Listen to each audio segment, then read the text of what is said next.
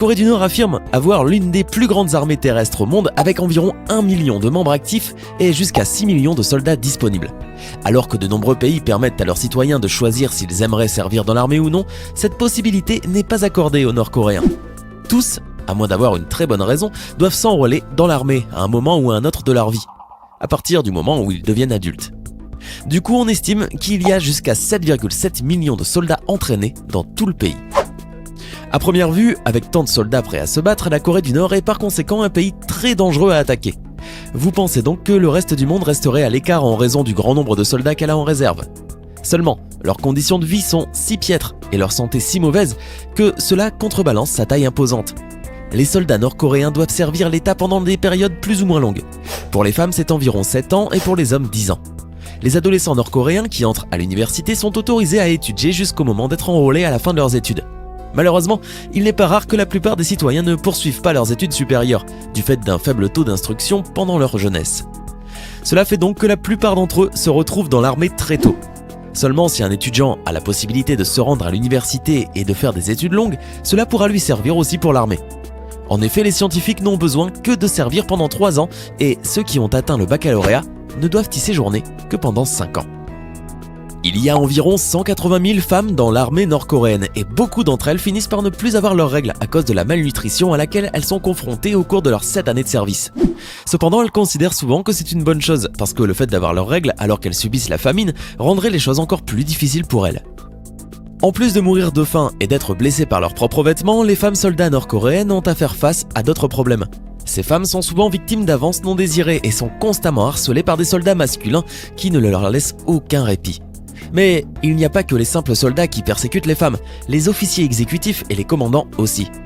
C'est pour eux d'autant plus facile qu'ils se servent de leur position hiérarchique pour arriver à leur fin. Et malheureusement, ces femmes n'ont personne à qui se plaindre.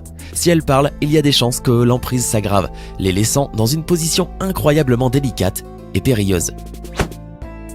Tout au long de leur service militaire, les Nord-Coréens ont de temps en temps des permissions. Ce n'est pas seulement l'occasion pour eux de retrouver leur famille, mais plutôt le moment de se rétablir et, espérons-le, de reprendre des forces. En effet, les soldats de l'armée sont contraints à un régime alimentaire extrêmement peu adapté composé de seulement quelques pommes de terre par jour. Et en été, avant la récolte des pommes de terre, cette quantité pitoyable n'est pas forcément garantie. La faim absolue est un sentiment courant chez les soldats en dehors de la capitale Pyongyang. S'ils ne mangent pas de pommes de terre, on leur donne des grains de maïs crus. Leur nourriture est si mauvaise et leur régime alimentaire si restreint que les soldats nord-coréens sont souvent plus petits de quelques centimètres que leurs homologues du Sud. Après avoir fait face à des séances d'entraînement strictes et à de longues journées de travail physique, leur foyer laisse aux soldats une chance de gagner un peu de repos dont ils ont tant besoin. Il leur faut souvent marcher longtemps avant de rejoindre les membres de la famille et ils comptent sur eux pour se remettre en forme. Et une fois qu'ils sont capables de marcher et qu'ils ont l'air en meilleur état, sonne déjà l'heure de repartir à l'armée. Mais tous les soldats n'arrivent même pas jusque-là. Certains d'entre eux sont si faibles qu'ils décèdent avant d'arriver dans leur famille. Les mères et les pères attendent donc anxieusement le retour de leurs enfants, sachant pertinemment qu'il est possible qu'ils ne les revoient jamais. C'est un cycle de douleur sans fin pour ces soldats et leurs familles. Rentrer chez soi pendant un certain temps est aussi l'occasion pour les soldats de porter à nouveau leurs propres vêtements.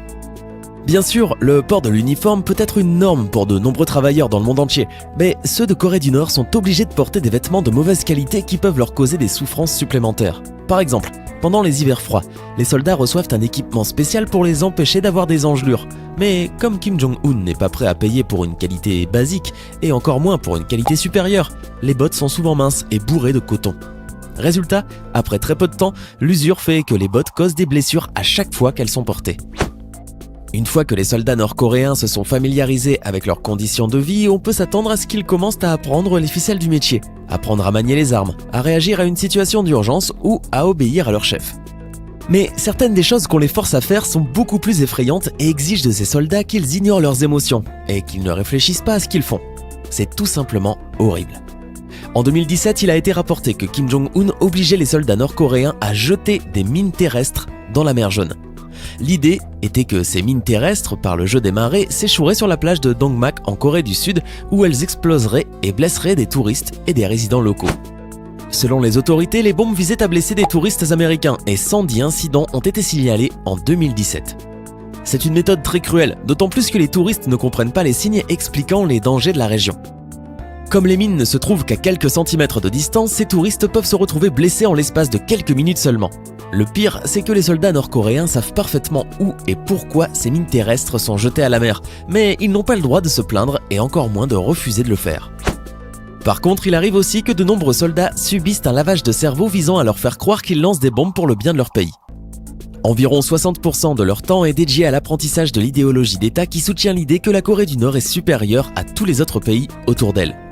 Les soldats sont entraînés à monter la garde en permanence, parce qu'on leur fait croire que la Corée du Nord est toujours attaquée. On enseigne aussi aux militaires à obéir aveuglément à Kim Jong-un et à le protéger, quel qu'en soit le prix. Ils sont formés pour être prêts à donner leur vie pour leur chef, pour s'assurer que la prochaine génération pourra vivre la même vie luxueuse que celle qu'ils pensent vivre aujourd'hui.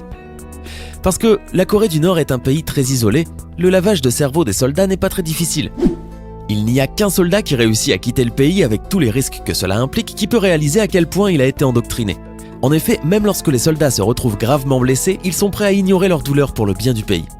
Les blessures font partie de la vie militaire et chaque corps a ses propres hôpitaux. À première vue, cela ressemble à une façon d'aider ces pauvres soldats. Malheureusement, il y a un piège. Chaque régiment a une installation appelée centre de traitement militaire, mais on ne peut pas y trouver de médicaments. Et si des médicaments sont vraiment nécessaires, les soldats doivent les payer.